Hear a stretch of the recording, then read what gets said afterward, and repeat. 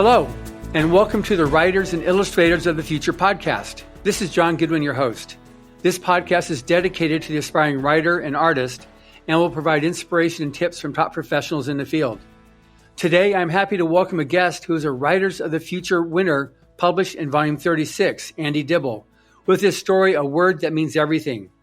He's also been published in Sci-Fi Journal, Starline, Speculative North, Sci-Fi Lampoon, and he is the articles editor for Speculative North, a Toronto-based science fiction fantasy magazine. As an undergraduate, he completed 4 majors: religious studies, philosophy, Asian studies, and computer science, and published a paper on 2 of India's great epics, the Mahabharata and the Bhagavata Purana. And for all those of you from India, I'm sorry if I butchered it, but I really wanted to make a shot of that. He holds a Master of Theological Studies from Harvard Divinity School. Welcome, Andy. Hi, John. Thanks for having me. Yeah, I'm really happy that when I sent around the last podcast that you responded that you'd like to participate, and I'm very anxious. I'm very excited when I'm able to have new writers on here who are rapidly escalating up in the ranks of writerdom. So, first of all, you're obviously a writer. You're one writer of the future. So, how'd you get started with your writing? So I wrote kind of on and off when I was a kid. I mean, I didn't have any kind of grand vision of being a writer. But I mean, I wrote some fantasy, some horror, I guess. I mean, not very seriously. And I didn't really actually plan on publishing anything professionally until my previous kind of job, when I left that, I was under a non-compete for a year, so I couldn't keep in that career. And so I'm like, I'm gonna write a novel. And I wrote a fantasy novel, and that's sitting. It's finished more or less, but I'm not too proud of it given how I've changed as a writer. But kind of actually what kind of drew me to start writing short stories actually was the idea for A Word That Means Everything. So that was the first kind of short story I wrote when I wanted to start submitting short stories to magazines. And it wrote pretty quick, actually, although the beginning was very long, very info dumpy. And so when I first submitted it's Writers of the Future, I think in early 2018, it got like a hard reject. And then I submitted it again, I think 9 months later. And that's, when, it won. And I was quite surprised because at that point I hadn't published anything yet. So that's great then. So that was your journey up. And since winning Writers of the Future, because in your intro, I read several things that are happening. So it seems like things have definitely expanded for you. So a little bit about that then, please. Oh, yeah. So, I mean, I kept kind of, submitting, stories, and I write a lot more kind of idea-driven fiction. And that's why, I've sold a few different stories to Sci-Fi Journal, because that's kind of their focus. But probably the biggest sale I've had in terms of my kind of writing career since Writers of the Future was a story kind of grounded in kind of classical Buddhism, actually based on an older Indian Buddhist epic called the Buddha Charita.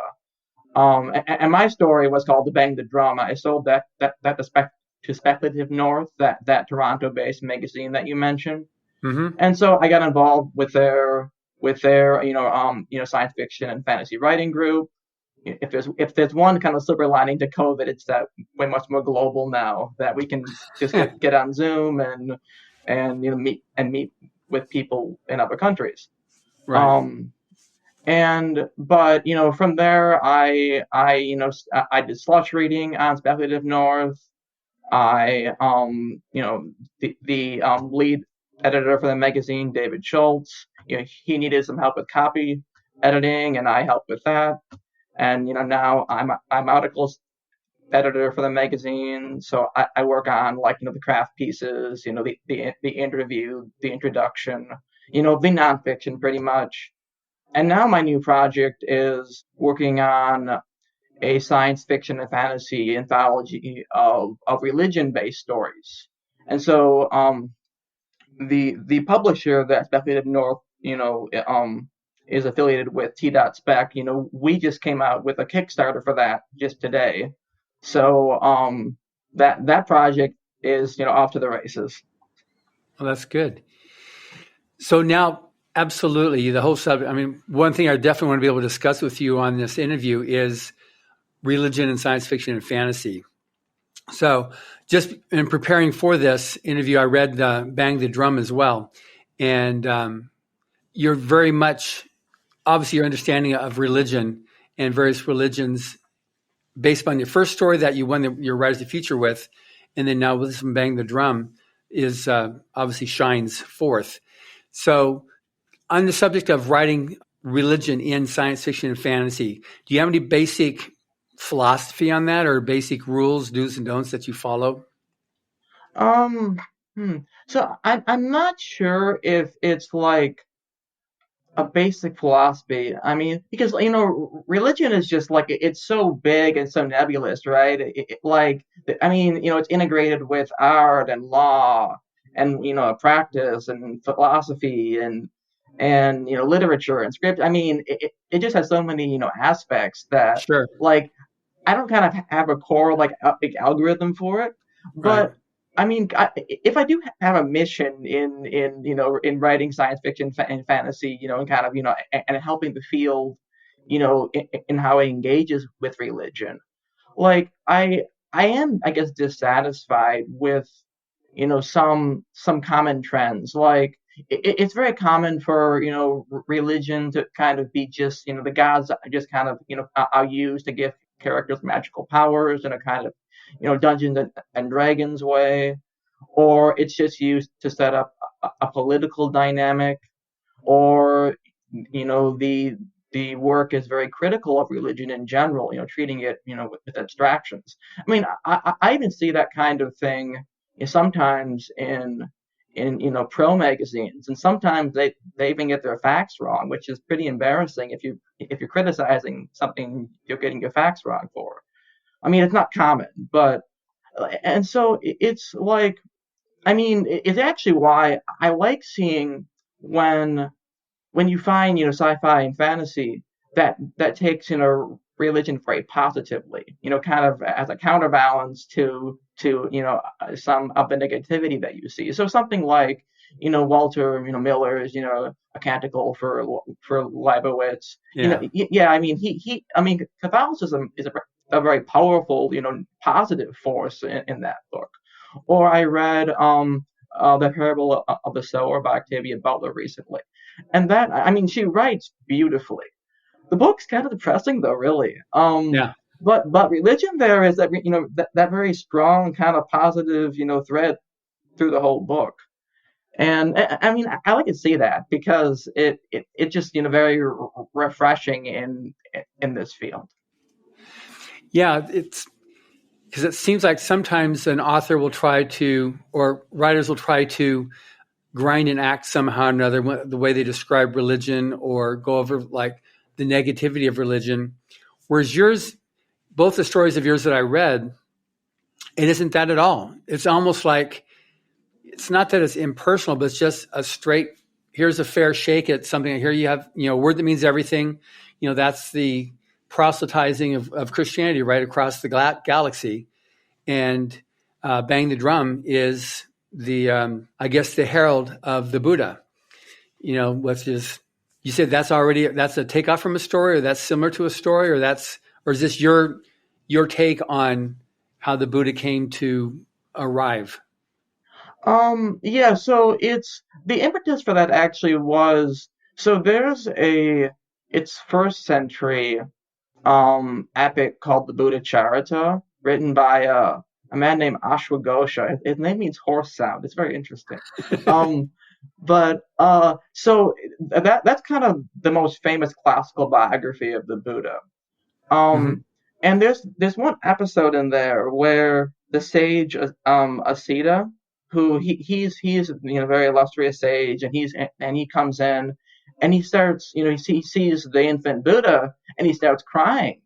And the king, is very distraught about this because he's worried that means something very bad for his son. But the reason why Asita's crying is he realizes that he's going to die before the Buddha is enlightened and teaches, what he's learned about the world. Right. And Asita dying first means that he won't be able to be enlightened and be liberated from karma and rebirth. So it's kind of this moment of tragedy. And in Indian literature, there's actually very little tragedy. It's most things end well. So it's a very touching moment for me. Yeah. Yeah, and then with that Tamisra, the one she actually came from, she lived her various lives in hell, but how in this story that you wrote then, how she was actually purged or whatever, and she actually then regained a new life because of her touching and holding the Buddha infant. That was pretty interesting, that whole, the restoration of her karma, of her soul, or whatever you want to refer that. I thought that was very interesting too. It really was a good ending. Oh, good. Yeah. That ending was harder for me. I had to smooth it over. Actually, when I first had that accepted, they didn't like the ending, so I kind of had to work with it. But yeah. She I invented. She's nowhere in the Buddha Charita or any source I know of. Yeah, so that's why it's called science fiction or fantasy. Yeah. Oh, yeah. I mean, we take many liberties here. Yeah. I actually did alternate history. This is religious alternate history. Yeah, I actually submitted that story to Critters, which is an online writing workshop, and I actually did have Buddha say that they thought it was history, and so it's you get all types. Yeah. So you said when you sent me the story, Bang the Drum, that was a very significant story for you. How so? I mean, it's like, I guess primarily in terms of like, my writing trajectory, it was. I mean, probably what's most meaningful in it, for me, was that episode in the Buddha Charita. It probably the other thing could be that it does have more of a moral message than probably any of my other stories. And being didactic in writing is normally frowned upon, and for good reason. I mean, it's good to have a much more subtle touch. But I mean, one message there is that anger isn't productive, that it's destructive. And that's especially true in a Buddhist context, but not only there. And that is one thing I wanted to convey. What was good about that, because even though it is a moralistic story that you've got there, it didn't come across that way because it is about the Buddha, it is about karma, and so the very nature of what those subjects are lends itself to having that type of a story and have it being told in such a fashion that I didn't want to reject it. It wasn't one of those points like, oh, he's banging his own drum now for his own philosophy. And it didn't come across that way. It was a very fun story. I really enjoyed it. And now that you said this, it does come across more as maybe an alternate history rather than just straight fantastical, but that you've written there. But now you've mentioned a lot of stories, and a lot of people I talk to in an interview talk about it's important, character is important, and story is important. But you've taken it and you say for you, what's important is the idea and building on an idea. So you like to make ideas the center stage. And that was very obvious on A Word That Means Everything. I mean, my gosh, that was the totality of it, then that totally explains that story to me. Yeah. But what's your, so how is it that that's become your trajectory on writing stories? Well, I think a lot of it is that, I mean, my background is more academic. I think, very, very, philosophically, and, I still like that kind of thing. I mean, I still write like philosophy and theology nonfiction too. But like, I mean, with a word that means everything, I kind of had some ideas for characters, but like the core of it, the concept was, just, translating, for me it was translating, the Gospel of John, part of the Bible, into, alien languages. And Right. I thought that was really cool. Yeah. And it grew in this way where like, kind of, so many alien cultures, and so like how, is kind of landscape morphed in a way that I maybe lent itself somewhat more to a wider audience, even though, there are just tons of ideas. Yeah. And I like the ideas, and I'm gonna, keep, liking the ideas. It's not going to change about me. I mean, if there is kind of, maybe something I want to achieve in terms of the field here, it's, I mean, I think stories, I'm a pluralist, so I think stories can succeed for, lots of reasons. A great concept for a character, humor, really, beautiful writing, strong pacing, a great plot. And I tend to think that at least, most editors, and I don't know, readers, it depends, of course, but, there aren't that many, magazines out there for idea or world-driven, fiction. There are a few, like Nature Futures, and I mentioned Sci-Fi Journal. Yeah, there's a newer one, After Dinner Conversation. But, there aren't that many, which, somewhat surprises me because, there are a ton just for, kind of generic sci-fi fantasy. And, normally that they're saying, they want, a good story. And by that, they mean focus on characters and plot. And that's great. Stories, can succeed that way too, but I don't think, that should be, like, indispensable always. Right. Like, who's your favorite author? Favorite author? Uh, Ever? Probably Jorge Luis Borges. As which just kind of leads in from what I just said, but I mean, Yeah. his stories are very idea driven. I mean, well, and he's also a good humorist too, which I really appreciate. I don't think there are. I mean, good humorists are they they aren't common, at least. That's for sure. I mean, like my favorite writer probably writing right now is Ted Chiang. I mean, some of his stories I find like, more impressive than a lot of Borges' stories. I mean, but like Chiang isn't a good humorist like Borges is. They're both, very, very remarkable writers, though. Right. Okay, good. So, I'm just curious of how it makes sense then that you would gravitate towards idea-driven authors as somebody that you enjoy reading based on what you're just talking about and what you like to write in stories. Now, so you recently originated that you're editing an anthology of religion, science fiction, and fantasy this year. So tell me a bit about that. Just like what you're doing and what's the goal of that. Yeah, well, so broadly, the goal is to kind of improve representation of the treatment of religion in the field. So, I mean, it's not so common for there to be, stories in the field that actually focus on real religion, Christianity, Buddhism, et cetera, et cetera, Islam. I mean, there's often a focus on kind of, religion in a fantasy context or far in the future, where it's so fantastical that its connection to kind of, the real world is strained. And I mean, there actually are some magazines that explicitly say they prefer not to have those kind of stories precisely because they can kind of turn readers off.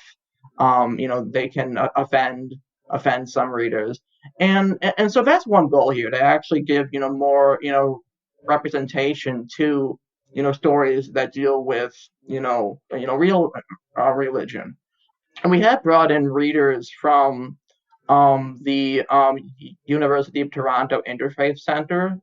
We have 5 readers, taking a program there that will be reading submissions for kind of, treatment of religion. Ensuring that these stories are, I guess, sufficiently sensitive to the topic. So that's one piece of it. Like one thing like I want to see here too is just that a lot of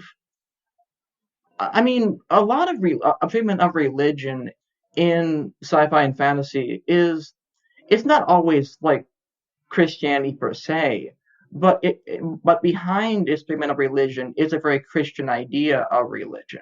That religion is what happens, in only one aspect of your life, or it's what the monks in the monastery do. And normally in across the world, it's far more common that religion isn't what you believe, it's what you do, or maybe what you feel. In Islam and Hinduism and Judaism, like what you actually do is a far larger component of your religious identity than simply believing a certain kind of creed. And that's one thing I want to have in these stories too, is that like religion being kind of part of the characters whole lives and whole identity, rather than just kind of one aspect.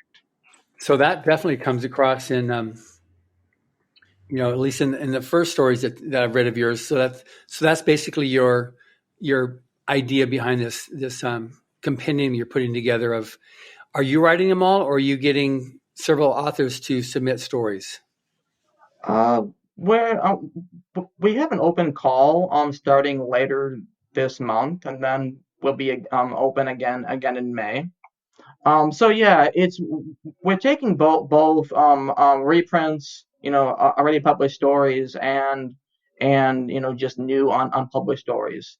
So yeah, we'll see what we get, but hopefully many submissions, and then we can sift through them for the gems. So now we've got here's this anthology with one story by A. Dibble and one by Andy Dibble, another one by Andrew D. and Oh no, I mean at the moment I don't plan on putting any of my stories in it, but I mean we'll see. I mean it's my first real editing project, so right. We'll see what it takes to produce a good product. Yeah. And then depending how it's going, by the time you come out for the awards of event week, we definitely have some of our judges that'll be more than willing to help you as well. Oh, answer nice. any questions. Yeah, that'll definitely assist with you. So on the subject then of writing, like our audience as aspiring writers and artists. So with respect to yourself, so you're rapidly moving up that curve as a professional writer. So what particular things have you had to overcome to get to where you are? Because you've got your regular job, you had your obviously your learning curve that you did going through school, and then maintaining your work ethic to be able to keep the house that you're living in there and feed everything. How do you fit that in, and how do you envision it expanding for yourself? So I guess in terms of challenges, I mean, a lot of it is just keep submitting stories. I mean, I sold one story that after 19 submissions, I have one that I've submitted over 20 times. That one's been interesting because it's been held on to by 4 pro magazines, one of which rejected it because he thought it would offend readers, unfortunately. But he had very nice things to say about it otherwise. Well, yeah, it's just writing about religion, and I mean, a part of it too is just, kind of taking the opportunities that come to you. I mean, that's one reason why we're talking right now is, kind of coming out of my shell and doing things like this because they lead to other opportunities. Yeah. And I mean, the major reason why, I'm an editor for Perspective Up North is just because, I wanted to help with copy editing and the main editor, liked my feedback. So it can be very small things, joining the right writing group. Even something like Critters. I mean, I've built, somewhat of a relationship, with, someone that was a finalist for multiple Hugos and a Nebula, won the Bram Stoker just because I submitted a story there and we got talking, and now I'm helping him edit his novel. So little opportunities can lead to much bigger things.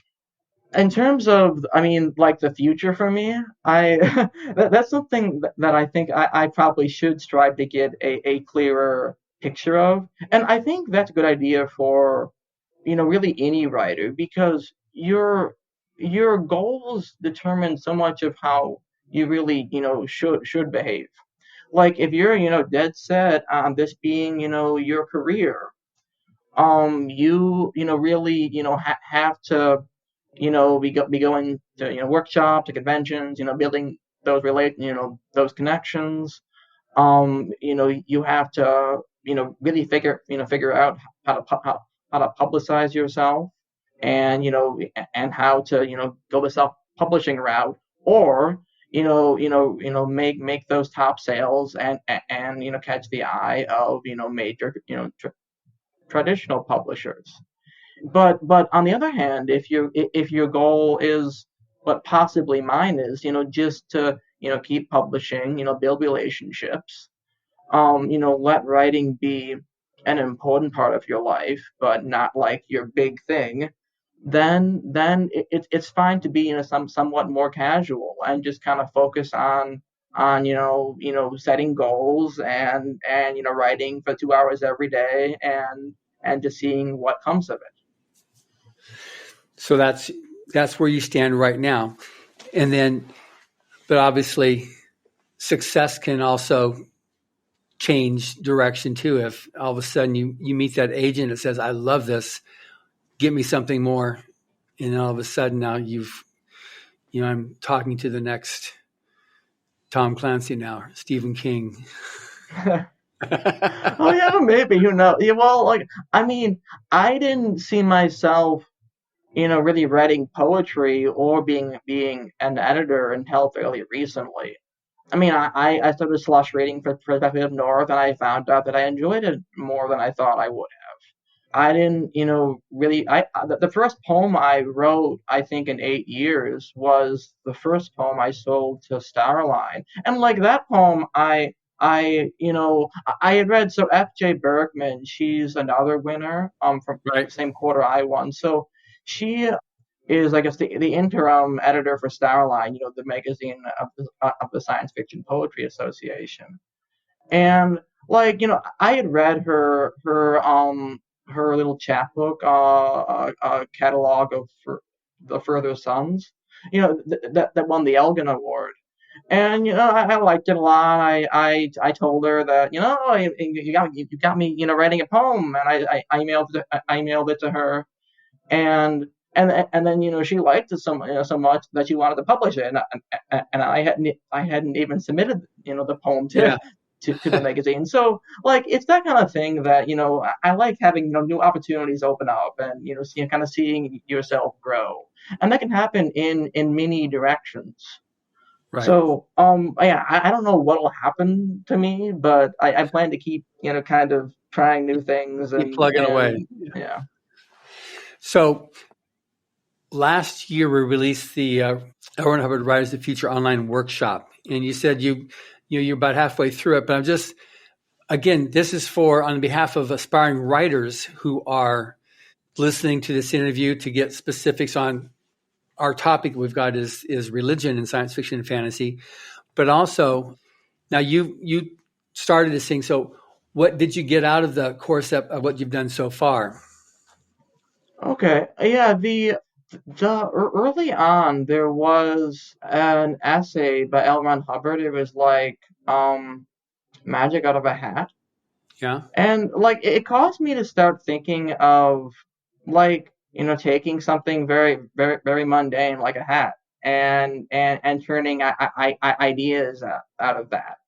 And so it's like it helped me realize that like I don't have to go to some read these three books and to get ideas, but you can just kind of look at some everyday object in and think about it in a new light, and ideas are much easier to come by then.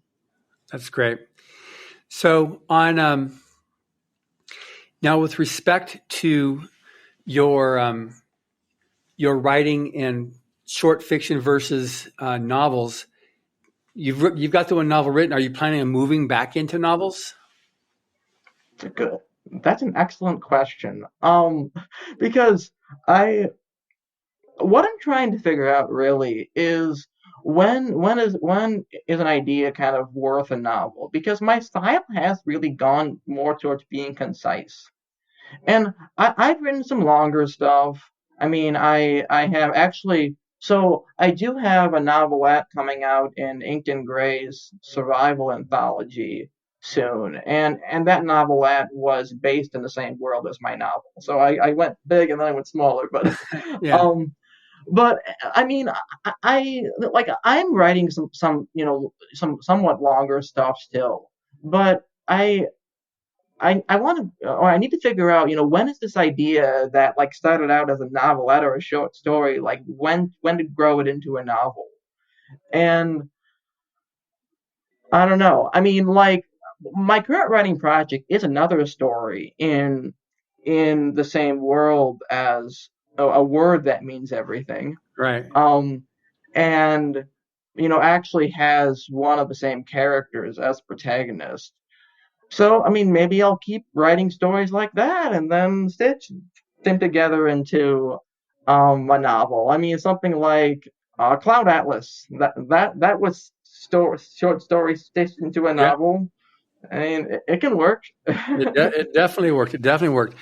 But like, you were mentioning Octavia Butler, but like, I don't know if you've read anything by Nnedi Okorafor. She's one of our judges, but she writes African religion. She has hers in that vein, and then Orson Scott Card. He writes a lot of religious fantasy. Even the movie coming out later this year, Dune. I mean, that's very much religion plays a large role in that, and it's a big part of it. But he's built a whole story around that basic idea with the Bene Gesserit. Is that how you say it? Yeah. Yeah. Well, that's how I said. Maybe you say it a different way. It's like that's the downside. How pronounce that word? Yeah, I read. Okay, that's how it is in my head, and you're reading it's a different way. Like we've already established that. I'm trying to, for me, reading the titles of those two books, Indian classics, that at the start of this interview here, I definitely said what I said, but it wasn't necessarily the right way. But there's a lot of, the great story ideas that then expand to make it into a novel. Maybe it does require to build story around it so that you can get some more meat on the bones. Because you've got the, like your one story here that the one I just read, Bang the Drum, was great. But you said there was another book that this was a section of from the first century. Oh, yeah. So. There was one episode in that first century epic, the Buddha Charita, that I kind of grew Bang the Drum out of. Right. And I mean, most of Bang the Drum was, just invented. I mean, some of the characters, of course, the Buddha's father, the sage Asita, they're in the epic, but I had to kind of, read, invent them a bit because I mean, ancient characters, they're a little flatter, right? They're kind of these, flat heroic, kind of, somewhat maudlin or, over dramatized people. So, I mean, it requires a lot of imagination still. Sure. Even for something, pretty small like that. But even like the whole history of Viplava, is that how you pronounce her name? The Uh, one that was, she was the president? yeah, Viplava, yeah. Viplava, yeah. I mean, she herself, I mean, it's an amazing backstory on that, which you gave in a paragraph, which could have been multiple chapters that led into how the significance of why, at the very end, the tears coming from her eyes and crying, that the significance that would be even more pronounced. I mean, I could totally see how that could be expanded into a much larger treatise than the short story that you did. I really enjoyed the short story, and I'm glad you gave me that to read because I had time to read it between last night and this interview today. But that's, I could definitely see some of the stuff expanding into novels. Yeah, and that's the thing I need to figure out, because like it's always an option to expand something. It's just not. I just don't know when to do it. Right. And like I had thought about revisiting kind of my characters and world for a word that means everything for a while. But whenever I did that, I always thought, oh, but it's already so good kind of as it is. It's just already a whole. Why Yeah. tear that up and try to reassemble it? Yeah. But it's only recently when I realized, oh, like I have this problem that I want to solve in a story, and then I realized, oh, I can do it in a world I already have. And when you have that, that's when it kind of makes sense to grow it out. But Yeah. um, I'm not sure I want to force it otherwise, though. Yeah. Yeah. So, see, this discussion is really good because this is something that a lot of writers have to deal with, especially aspiring writers that are on their own personal journey to make it. And so some try to go just novel, and some go short story to novel. Some go novel, then short story, then back to novel, like in your case. So it's just your story and just being able to talk it out here on this podcast for those listening. It can give them a little more either reassurance that they're not messed up because they're not certain what their future is going to be yet, because it's not certain. You need to make the future whatever it's going to be, and the quality of storytelling, and also the fact that you're a winner of Rise to the Future. You're going to meet a lot of judges who are going to be very happy to deal with you and treat you as kinfolk now. You're not, when you see them, Tim Powers is going to be Tim Powers. It's not going to be, he's going to refer to you as a fellow writer. And that's one thing that in the past that winners have been amazed with, that these judges are so willing to take them in and to accept them as a fellow writer, as a fellow author. And we've had several that have, had considerable assistance in getting that first break from judges who say, "Here, let me just introduce you to my agent," or different ideas. Or, "Yeah, send me your next story, and I'll blurb you for it." So that type of stuff will also be afforded you, which provides even more opportunity. Again, there's this podcast, which up until recently, it didn't exist. I started after volume 35. And it's now grown to being a pretty good representation for the aspiring writer to listen, find out other tips what to do. So anyway, what would you have to say to an aspiring writer of what do's and don'ts?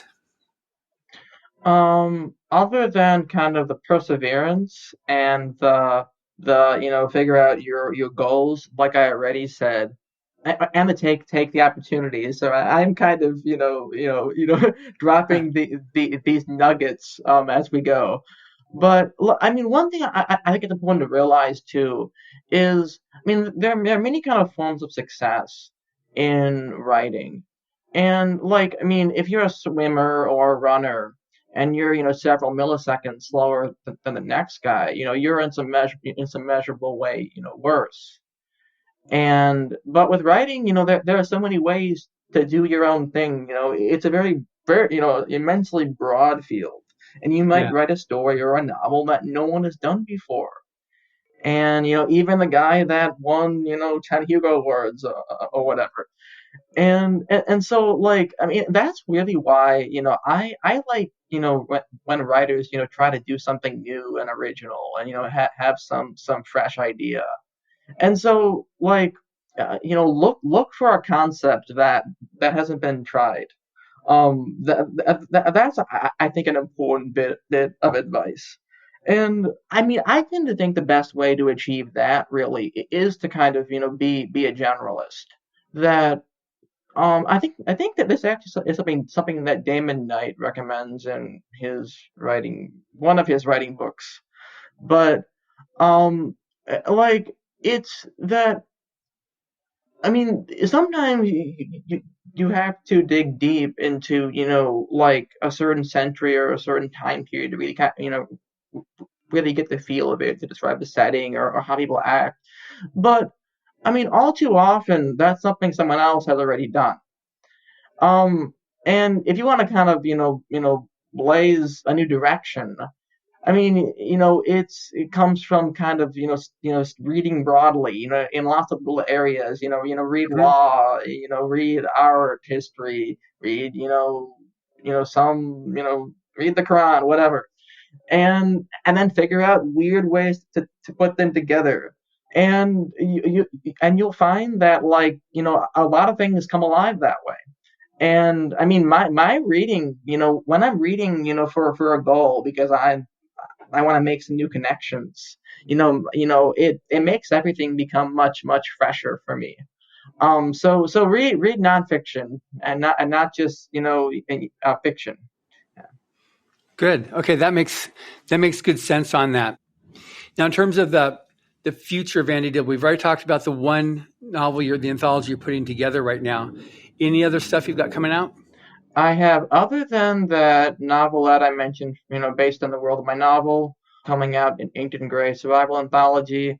I have a few poems coming out in Starline, and then we'll see. I mean, keep submitting, keep grinding away. More of these stories I gotta sell eventually. Yeah, exactly. Yeah. So if a person wants to be able to find you, where do they go? Will they find you either on website or on your social media? How does somebody find you? I do have a website. I have andydibble.com. I mostly blog there about religion and philosophy stuff. Some other things too. It's not really themed because my thoughts aren't very themed. I do have a Twitter now, andydibble2.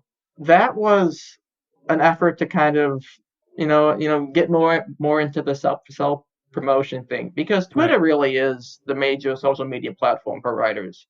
And so, I mean, I have a fair number of followers, I guess, but they're all like writer people. Right. So yeah, I mean, that's another way to grow myself. But I had resisted on Twitter because I didn't want something else to distract me, like so many other things already do. Yeah, I'm tracking. Okay, so this has been great having a chance to talk with you. And I think specifically also on the subject of religion and science fiction and fantasy, because it's a lot of people are actually trying to write it. And a lot of people don't realize how much it is in science fiction and fantasy. And if properly done, it can be really good. And if not properly done, it can have adverse effects. Oh, yeah. For both your career in terms of, and also for people reading it. So we're not talking about the part where it's intended to actually incite hate, but we're just talking about right now just so that engenders an appreciation and admiration for the author and what they're writing. Yeah. Oh, yeah. So anyway, thank you very much. And thank you for listening. Subscribe to the Writers of the Future podcast wherever you get your podcasts. We've also been syndicated on the United Public Radio Network, where you can find these podcasts as well. Writers and Illustrators of the Future are contests created by L. Ron Hubbard to provide a means for the aspiring writer and artist to be seen and acknowledged. It is free to enter and open to amateur short story writers and artists of science fiction or fantasy. Again, thank you very much, Andy. Yeah, thank you, John.